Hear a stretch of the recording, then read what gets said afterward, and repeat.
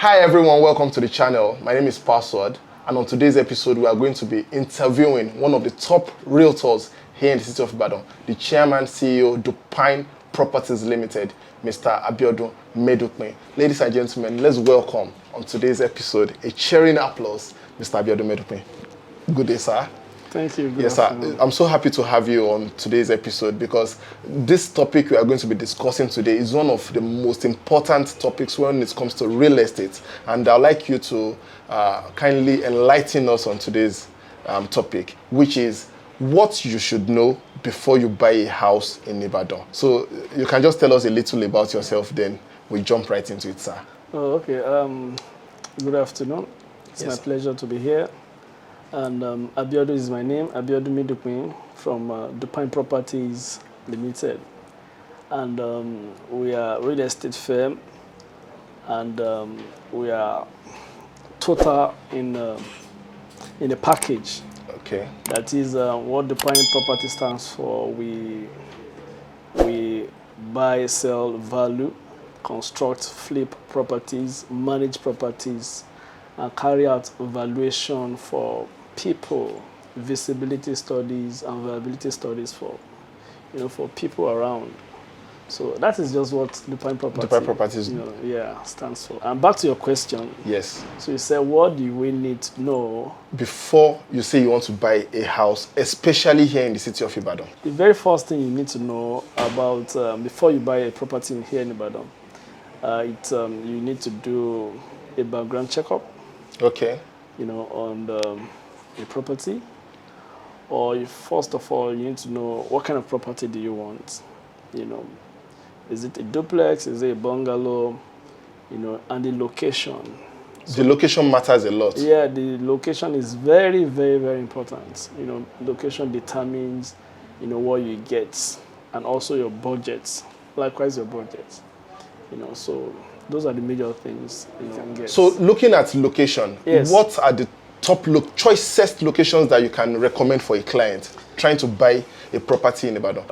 If you're looking at anything about property, the major thing you need to consider is safety. Safety. Safety, security. Some of the secure estates around, they are quite much, and you can talk about the Kolapo Ishola of nowadays, and Carlton Gates, Aerodrome, Alalubosa, Oluyole. Nice neighborhood. Okay. That security is really paramount.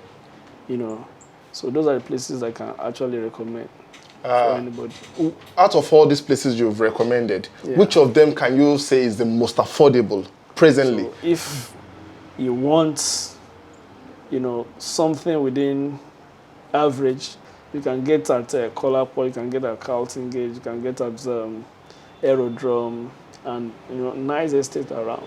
If you're looking to buy a 2-bedroom apartment or 3-bedroom apartment, say at Kolapo Ishola or say Carlton Gate, how much do you think someone should budget for an apartment over there? Okay, so for outright purchase. If you're looking at 2 or 3-bedroom apartments in Kolapo, Carlton Gate, or on all these estates we have in Ibadan, we should be looking at a range of within 20 to 45 million. 20 to 45 million? Yes, within 20 and 45 million. Kolapo Ishola? Yes. What about Carlton Gate? Yes, same.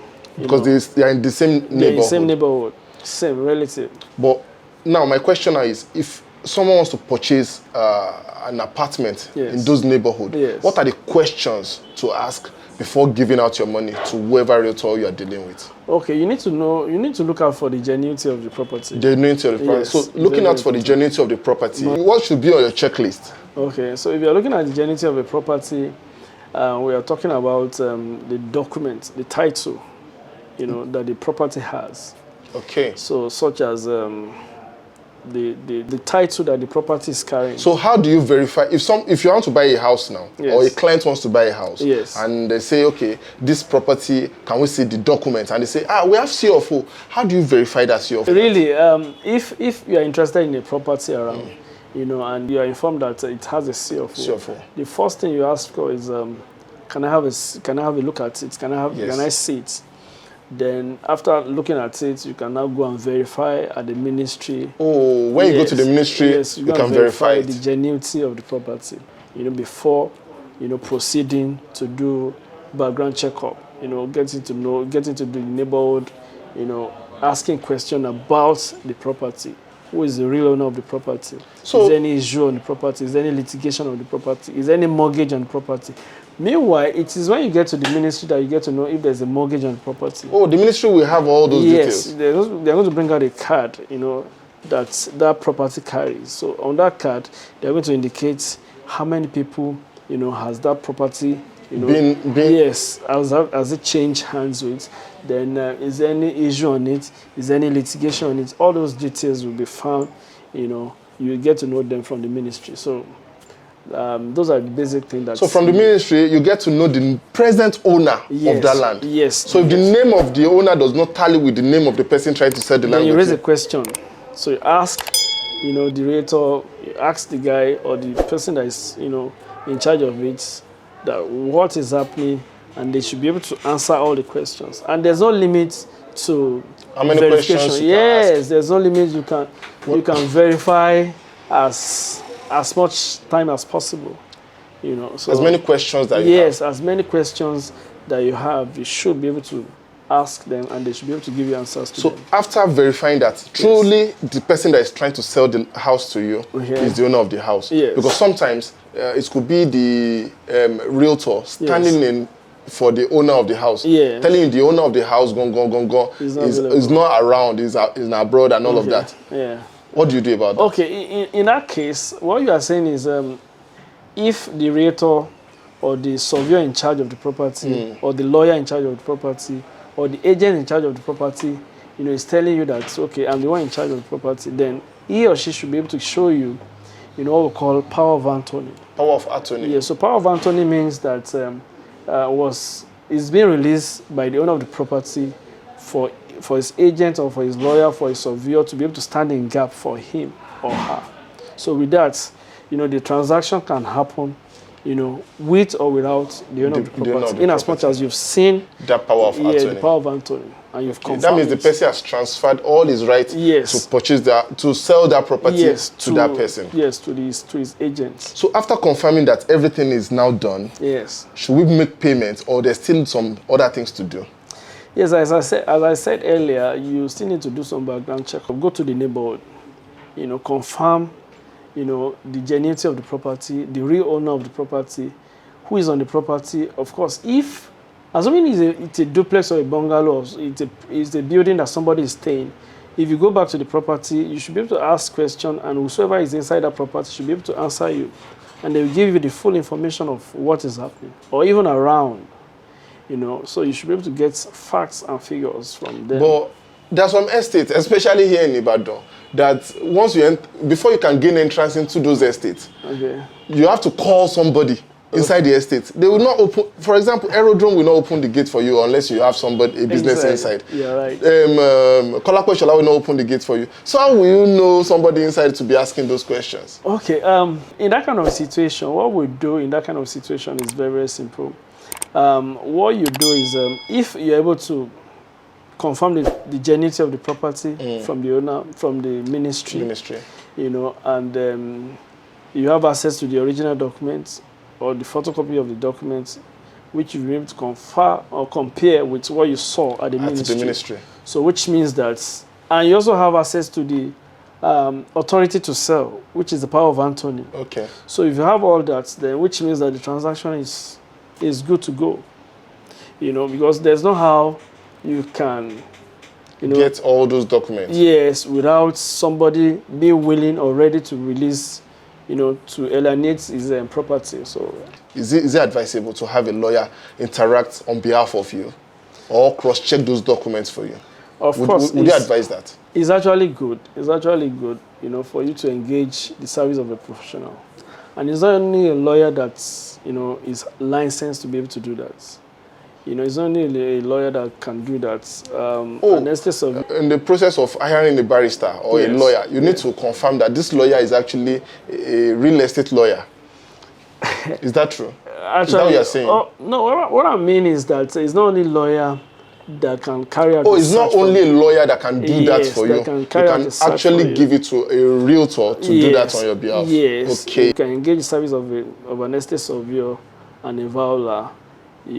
So you can also go to the ministry yourself and verify the documents. They will bring it out to you. For someone staying out of the country that wants to buy a house or an apartment or a property here in Nigeria, what recommendations do you have for them? Okay, so for those that are in diaspora, we call them diaspora clients. Yes. They varies and subject to their pocket. So depends on what they want. Somebody can tell me, I want a duplex with a BQ, and that BQ, I would like to rent it out, and be generating fund. Or somebody can tell you that, okay, I want a twin bungalow. I'm going to stay in one, then the other one. I want to make it commercial. Make it commercial and be generating money through that. So it's very subject to the clients. So it's not as if there is a particular recommendation for them. It's determined by their budget and whatever they are looking for. Yes.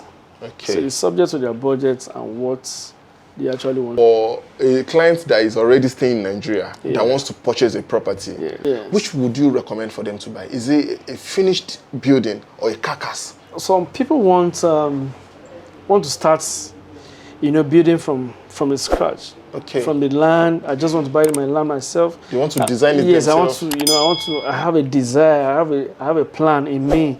I've gone to friends' property. I've seen different things. I've seen how they did theirs. Yeah, so I want something. Some people have taste. Yeah, taste. Of what they actually wanted. So we allow them to, tell us what they want, which is getting their brief. Then help them to develop that brief to actualization. So which is what we basically do in Dupine Property.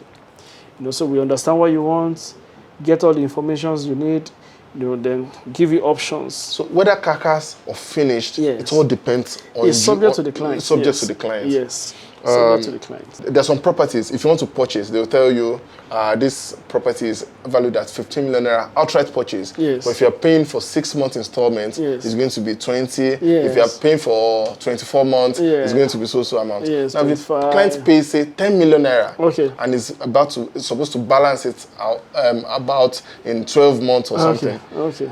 Along the line, he needs his money back. Okay. Are they going to refund that money, or once paid cannot be refunded? What do you think about that? Really, so it's subject to the real estate company. Yes, subject to the company, to the firm, subject to their portfolio, and what their memorandum of understanding, is based on. So at Dupine Property, we also refund if there's a need for refund. But there are terms and conditions that governs every transaction. Yes, that governs every transaction. So there are things that happens, that is far beyond, what the clients actually budget for. We also have human face, so why not? There's a way we can come down, sit down, and go around it, so that it's going to be a win-win thing. Okay, thank you very much, Mr. Dupine, Mr. Medupin. Yes. Am I correct? Yes, you're welcome. Thank you very much for answering my questions. Now, my last question is, where are your properties located here in Ibadan? Our property are not only limited to Oyo State. Wow. Yeah, we are not limited to Oyo I thought we were together here in the city of Ibadan. Yes, we are not so you are even in diaspora. We are all over the place. Wow, which makes you a diaspora company. So we have property all over town. Even within and outside Nigeria. So it depends on what the clients want. Then we'll work with you.